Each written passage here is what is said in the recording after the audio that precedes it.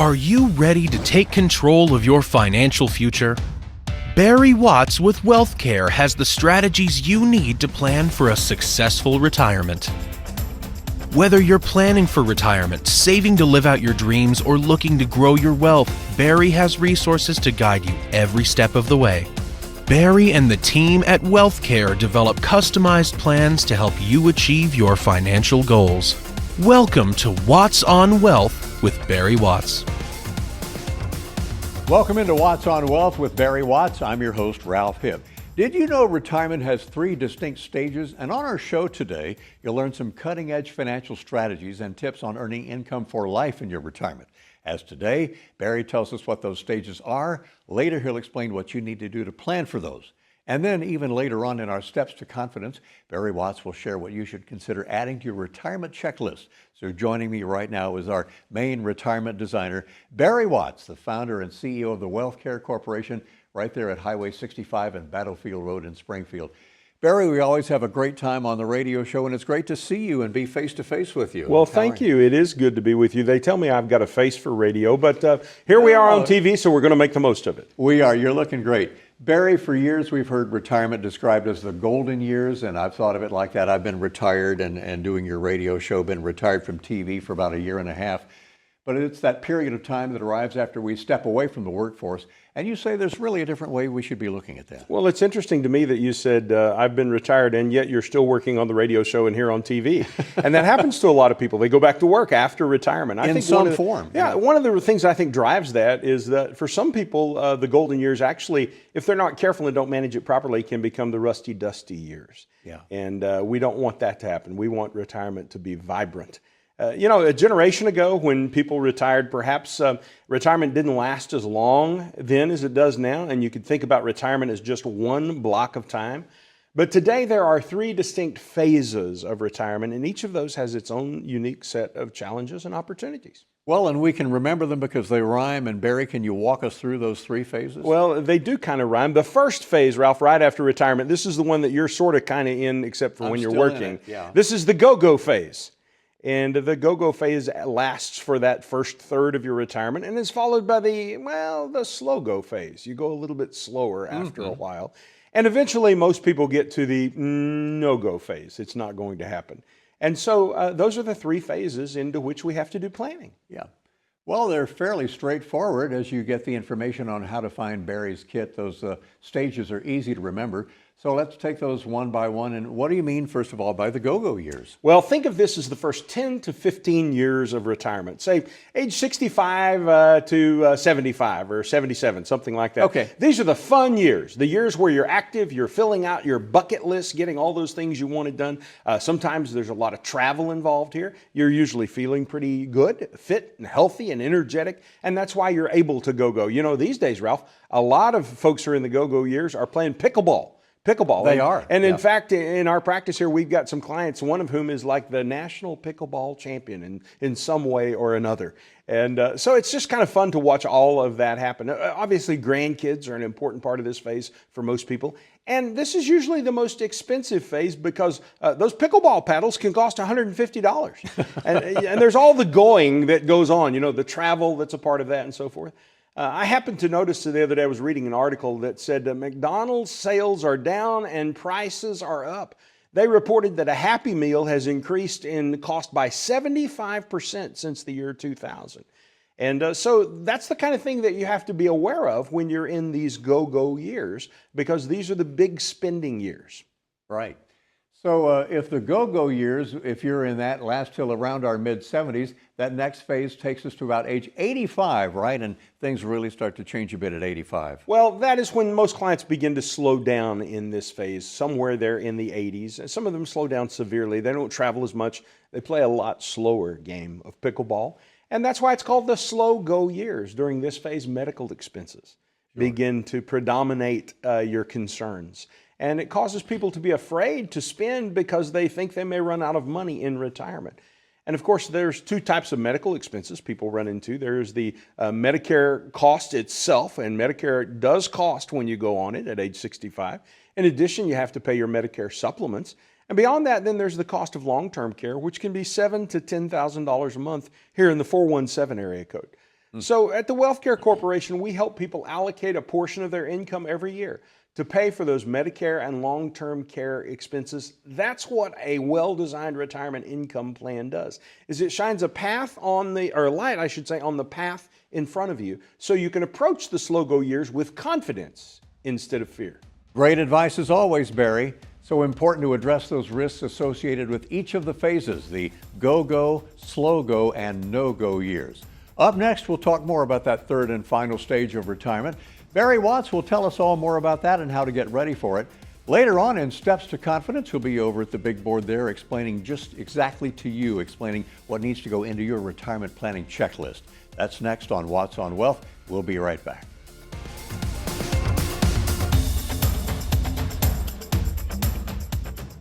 How does your future look in retirement? When you don't have a strategy, the future might look a little fuzzy. But with someone asking the right questions and helping you learn where you truly stand, it can become easier to work towards your goals. You need a plan to help generate income that will last as long as you need it. And the first step to creating an income plan is an analysis of where you are now. Let us help you bring your retirement into focus with your free income analysis today. When it comes to planning for the future, time may not always be on your side.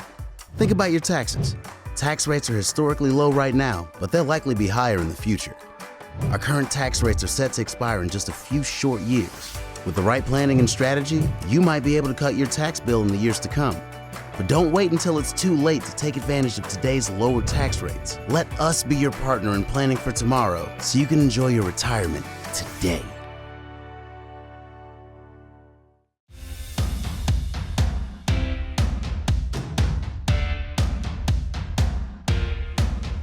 Hey, we're sure glad you're back with us for the Watts on Wealth TV show. I'm Ralph Hipp here along with Barry Watts, the main retirement designer, founder and CEO of Springfield's Wealthcare Corporation.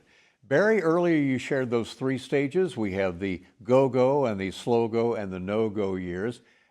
Each stage does come with its own unique set of challenges. And let's talk about that third one, the no-go years. And what do you have to say about that one? Well, the no-go years, which kick in somewhere perhaps around 80, 85, those are sometimes the years where your get up and go has gotten up and gone.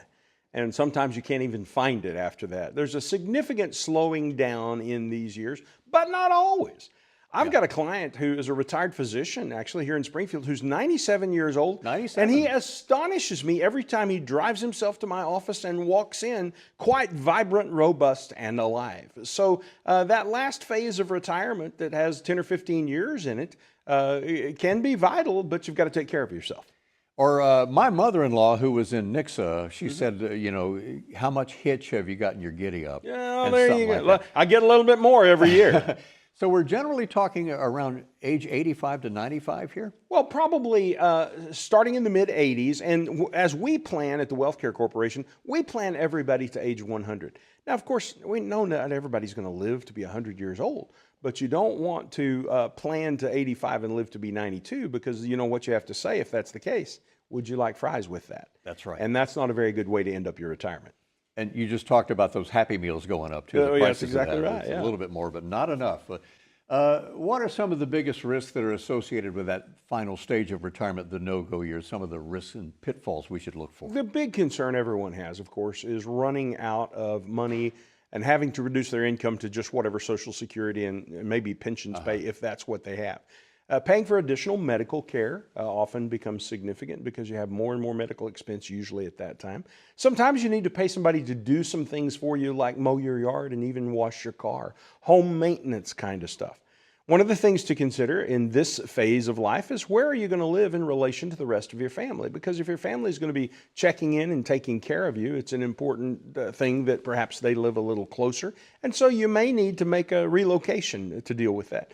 Obviously, at this stage of life, you need to get your estate plan in order. Make sure your beneficiaries are up to date. And by the way, that's something that you should be checking in with your financial advisor on at least once a year, going through your beneficiaries on every account and making sure that they are set correctly and your accounts are headed toward who you want them to go to. I know a guy who spent his entire career working for one company. And early in life, he divorced, and then he remarried later and had children and had a very long marriage with wife number 2. But when he died, they discovered that he had never updated his 401k beneficiary to name the wife that he had loved over 40 years. And as a result, the woman that he divorced in his 20s got all of his retirement money. Oh, he didn't make that change for the one who was there the longest. That's exactly right. And so it's important that you have wills and trusts and powers of attorney for health care and financial matters. You want to be sure that those are durable, meaning that they last no matter what happens to you. Sometimes if they aren't durable, those can lose their power and durable effectiveness. power of attorney. That's we call it. exactly Yeah, correct. yeah. You want to set your estate up so that you avoid probate. You know, probate can take 18 to 24 months, and it'll cost somewhere in the neighborhood of 5% of your estate. So that means if you've got $1 million, $50,000 is going to go away to the costs to probate your estate. And that's totally unnecessary. But a lot of people experience it because they don't know that there are ways to avoid those things. So you see, Ralph, each of these stages in retirement, the go-go, the slow-go, and the no-go, they all come with a unique set of challenges, and a good retirement planner will help you to plan for those stages so that you can have a more stress-free and confident retirement. Barry, let me also ask you, on estate and legacy planning, we think of that toward end of life. What should we be doing on estate and legacy planning even before we are into our go-go years? Well, before we even go into these three stages. That's interesting. You know, I wrote my first will when I was in my 20s. Really? And my wife and I had trusts when we were in our 30s. So I think you need to start that much earlier in life. So 20s or 30s are fine. You know, if you've got assets that need to be transferred to the proper people, and if you have children and you want to speak into what happens to those children if you should die prematurely, it's important to have that stuff done. So it's never too early to start your estate and your legacy planning. Now, what estate and legacy planning steps should we take, Barry, as we're approaching those no-go years? Well, I think as we approach the no-go years, it's really important to think about what you want in end of life, what you want to communicate to your family about how you would like to be cared for. What kind of measures do you want to take with regard to your health? Do you want them to use heroic measures to preserve your life? Or if it's coming toward the end, do you want them to let you go? How much machinery do you want surrounding you at that last stage? Yeah. Do you need a DNR? That's an important question. At what point do you tell the physicians that it's okay to go ahead and disconnect the pacemaker?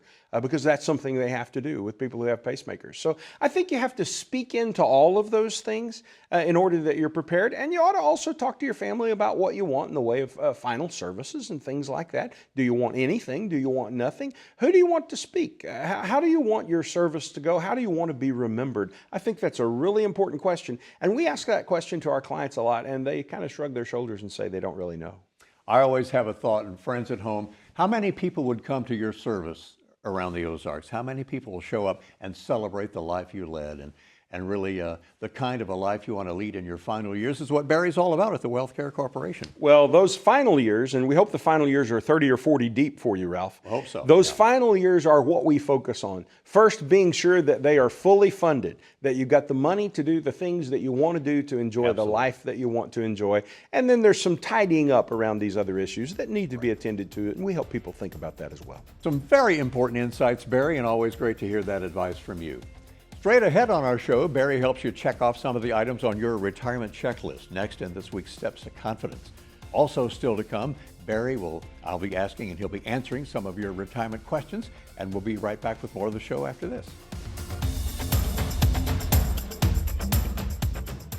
Planning for retirement can be complicated. Helping create income that lasts, making sure your health care is covered, investing while managing risk, and don't forget about taxes. If you're overwhelmed, you're not alone. The good news is we have what you need to give you confidence to start planning for your ideal retirement, all in one convenient resource. You'll get answers to some of your biggest retirement questions in this easy-to-understand, practical resource. And best of all, there's no cost to you. Take the first step toward a confident retirement and get yours today.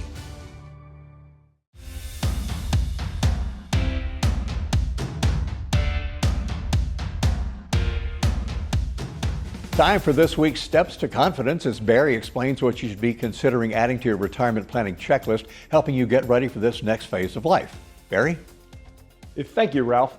When you're planning your retirement, it's a good idea to put together a list of all the things that you need to deal with. And the first thing on that list is probably going to be retirement income.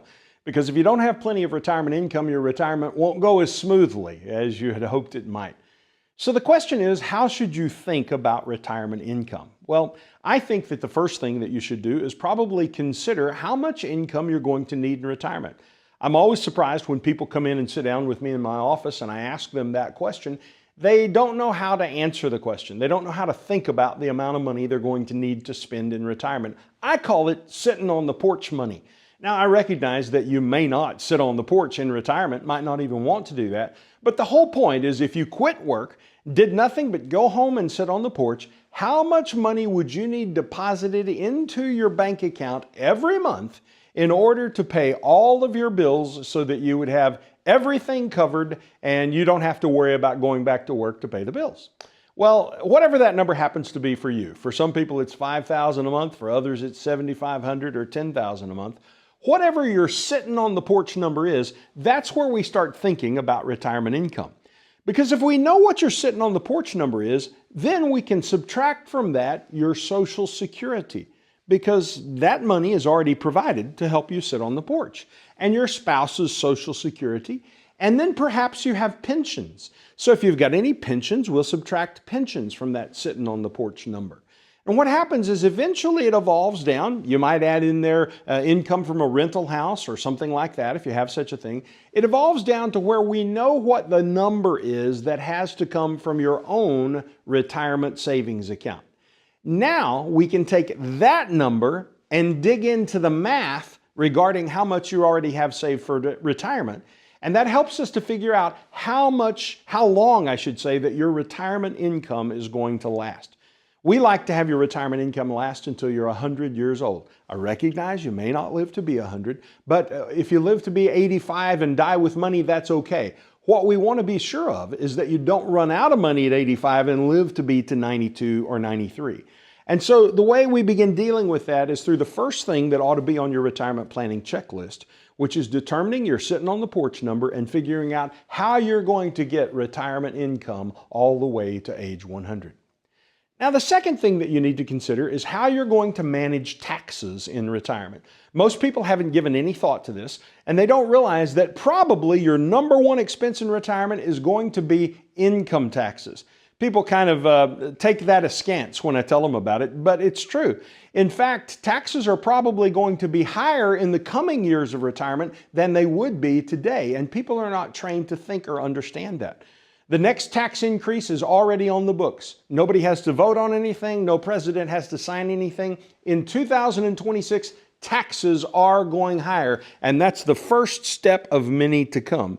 In fact, the Wharton Business School recently released a study that says tax rates have to go up by, get this, 40%. So a 40% tax increase for most folks in Southwest Missouri who might be in the 24% tax bracket is going to put you up over 40% in taxes that you're paying each year. Now, when you think about that, for years you've been saving money into your IRA account, and you've been getting a tax deduction for doing that. Perhaps it was your 401k. 401ks and IRAs are pretty much the same thing. And so you've got all this money built up in your 401k and IRA account. You've been getting a tax break for doing that.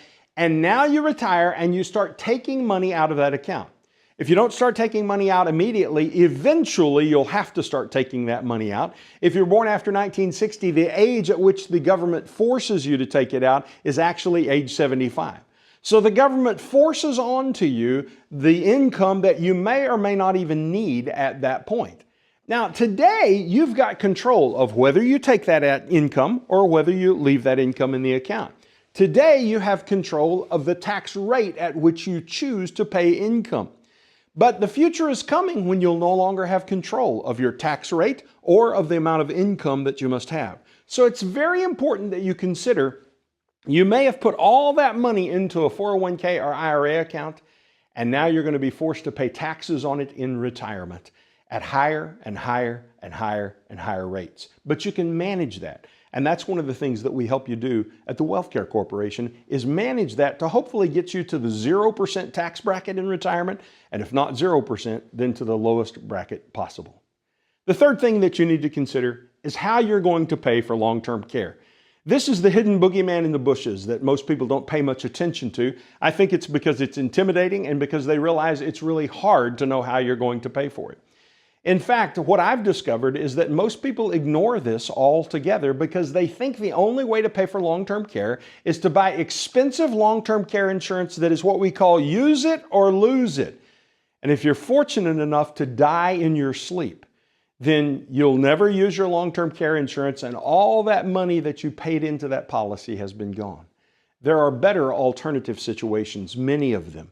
The only one that I'll mention to you on today's show is merely using a tool that we call life insurance with accelerated death benefit.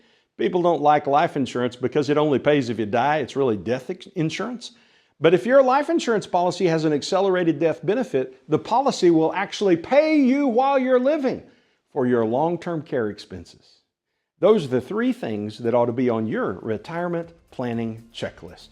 That's this week's Steps to Retirement Confidence. Back to you, Ralph. And still to come on our show, we'll hear directly from you in our question and answer Q&A section as Watts on Wealth continues right after this. When it comes to planning for the future, time may not always be on your side. Think about your taxes. Tax rates are historically low right now, but they'll likely be higher in the future. Our current tax rates are set to expire in just a few short years. With the right planning and strategy, you might be able to cut your tax bill in the years to come. But don't wait until it's too late to take advantage of today's lower tax rates. Let us be your partner in planning for tomorrow so you can enjoy your retirement today.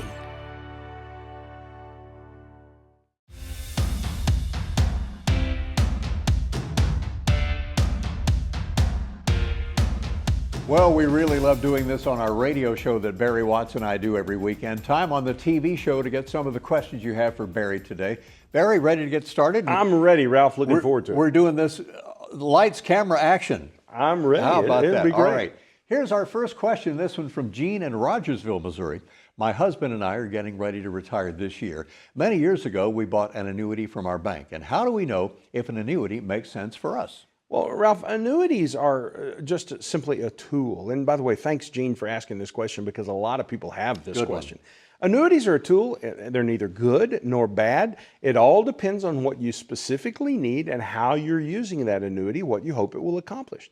There are many different types of annuities that do different things. And unfortunately, many people masquerading as financial advisors are actually often just annuity salespeople, and it results in some folks getting the kind of annuity that they don't need. Now, annuities can offer some great benefits. They can guarantee your principal against loss. It's a good thing to not lose your principal. Secondly, they can guarantee your income for as long as you want, a period of years, or even for your entire lifetime if you prefer. And they're a way to be sure that you have the income that you need to pay for eventual long-term care expenses. So those are three of the great benefits of annuities. And Gene, we're happy to help you understand more about that at the Wealth Care Corporation. Very good. And I know on our program, you often mention protecting your principal, one of the basic concepts of what you do over there. Well, this next question is from Ray in Nixa. My dad made me the beneficiary of his IRA. I'm not sure how to handle the tax situation when I inherit that account. Any advice on that, Barry? Well, yes, Ray. It's important that you do this correctly. Yes. So you're going to pay taxes on that IRA when you inherit it. Now, you can pay those taxes all at once and take the money and boogie on down the road if you want to. Or you can stretch those taxes out and pay them over as long as 10 years if you choose to. But 5 or 6 years from now, there's a pretty good chance that you may be in a higher tax bracket. So I'd encourage you, Ray, to work with your retirement planners to determine whether or not you're better off making the withdrawal now and paying the taxes at today's rates rather than later when rates may be higher. Probably 2026. Well, we know they're going higher in 2026, and that's just the first of many steps to come. Right. All right, ready for another one? I am. Okay. Let's check in with Rita, her question from Mountain Grove, and she says, my husband's thinking about retiring soon. That's usually the way we begin these letters. Yes, the husband's thinking about doing whatever the wife tells him he's thinking about. That's right. That's how they start. And her question is, should he take the lump sum option or the pension? We're not big risk takers with our money. Good on that, Rita, but we want it to last as long as we do. What is your advice? Well, that's a great question, Rita. Thank you for asking. So as you think about that, here are some things that I think you should consider. What is the reliability and stability of the company that is paying out the pension? Because sometimes you're better off actually taking the cash today, non-taxably, rolling it over into your self-directed IRA account, and then creating a private pension for yourself. And at the Wealth Care Corporations, we do help a lot of people create private pensions. And if you've got a good retirement planner, they can probably do that for you. Right here, one of the best. In Happy the to Ozarks, help. Right, at the Wealth Care Corporation. Chuck in Mount Vernon, Barry says in his letter, I turned 59 and a half this year. That's a critical age, a big milestone. And my 401k plan lets me do a rollover at that time if I want to. I think I'll work until I'm at least 65. What is your opinion, Barry, about doing a rollover while you are still working? Oh, well, great question, Chuck. Thanks for asking. Happy to address that. While you're still working, moving money out of your 401k to your IRA is called an in-service distribution because you're still in service to your company, but you're making a distribution while you're in service. And once you reach age 59 and a half, most company 401ks allow you to do that. And the reason that you want to consider it is because it opens up more choices for you in regard to how you pay the taxes and how you handle your investments.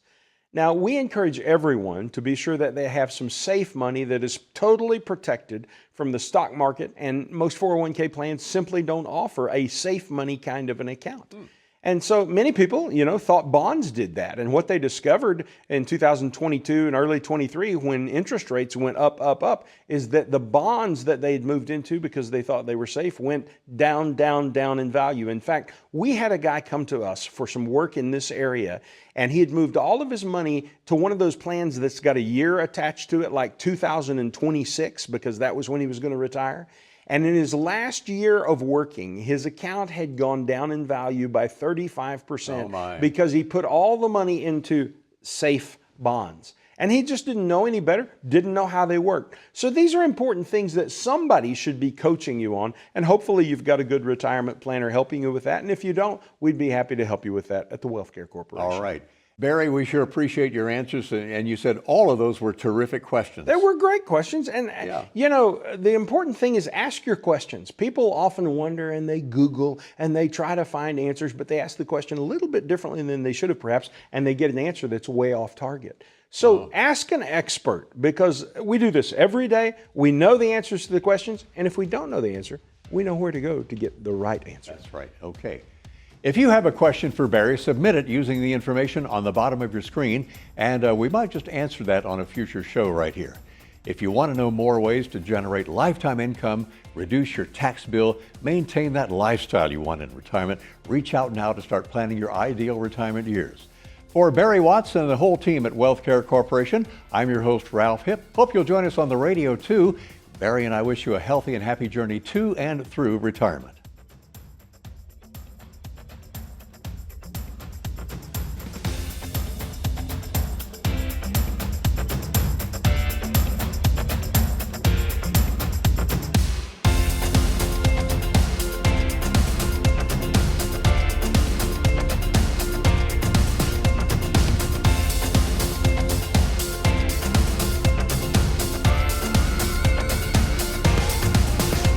The preceding program was sponsored by the Wealth Care Corporation.